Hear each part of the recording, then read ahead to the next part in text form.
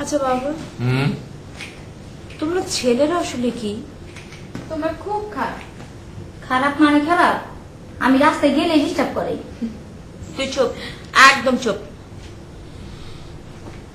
আসলে পুরুষ মানুষ হচ্ছে সৃষ্টির সবচেয়ে রহস্যময় প্রাণী, আবার দুর্ভাগ্যও বলে। বুঝতে পারলাম না। শুনবি? গাধাকে সৃষ্টি করার পর তাকে বলা হলো সকাল থেকে সন্ধ্যা পর্যন্ত তাকে ক্লান্তিহীন পরিশ্রম করতে হবে।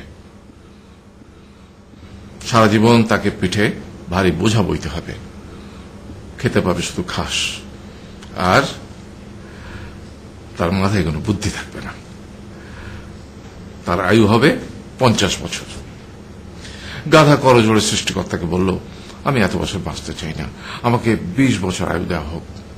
সৃষ্টিকর্তা সেটাই মঞ্জুর করলেন।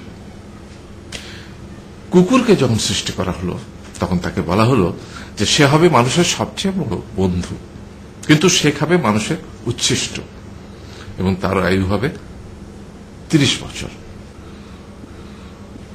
কুকুর সৃষ্টিকর্তাকে বলল, আমি এত বছর বাঁচতে চাই না, আমাকে 15 বছর আয়ু দেওয়া হোক। সেটাই মঞ্জুর করা হলো। এরপর বানরকে বলা হলো, তুমি শুধু গাছের এ ডাল থেকে ও ডালে ঝুল খাবে এবং নানান রকম ফন্দি ফিকির করে মানুষকে আনন্দ দিবে, তোমার আয়ু হবে 20 বছর। বানর বলল, আমি 20 বছর বাঁচতে চাই না, আমাকে 10 বছর দেওয়া হোক। সেটাই মঞ্জুর করা হলো। এবার এলো পুরুষ মানুষের পালা। তাকে বলা হলো যে তুমি হলে প্রাণীগুলোর মধ্যে সবচেয়ে বিচক্ষণ এবং বুদ্ধিমান, সেই জন্য তোমাকে প্রাণীদের শিরোমণি করা হলো, এবং তোমার আয়ু হবে 20 বছর।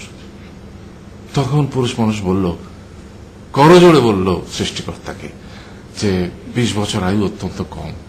হে প্রভু, আমাকে ওই গাধার সে যে 30 বছর আয়ু চায়নি সেটা আমাকে দেয়া হোক। ওই যে কুকুর 15 বছর ফিরিয়ে দিয়েছিল সেটাও আমাকে দেয়া হোক। আর যে বানর 10 বছর নেয়নি সেটাও আমাকে দেয়া হোক। 20 বছর অত্যন্ত কম, আমি দীর্ঘদিন বাঁচতে চাই।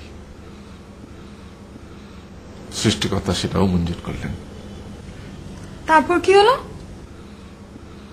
সেই থেকে ছেলেরা পুরুষ মানুষ হিসেবে বাঁচে 20 বছর, তারপরের 30 বছর সংসারের বোঝা পিঠে করে বয়ে বেড়ায়, সেটা কার মতো? গাধার মতো। তারপরের 15 বছর সে তার ছেলে মেয়েরা যা দেয় সেই রকম ঠিক কুকুরের মতো উচ্ছিষ্ট খেয়ে বাঁচে।